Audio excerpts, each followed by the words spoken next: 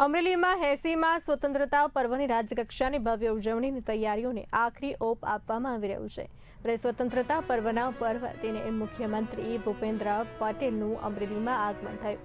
મુખ્યમંત્રી અમરેલીના પૌરાણિક શ્રદ્ધાધામ શ્રી નાગનાથ મહાદેવ મંદિરે પહોંચીને ભગવાન મહાદેવના દર્શન અને પૂજા અર્ચના કરી હતી। મંત્રોચ્ચાર અને શાસ્ત્રોક્ત વિધિ સાથે જળાભિષેક કરી મુખ્યમંત્રી ગુજરાતની સુખ શાંતિ અને સમૃદ્ધિ તેમજ રાજ્યની ઉત્તરોત્તર પ્રગતિ માટે પ્રાર્થના કરી હતી।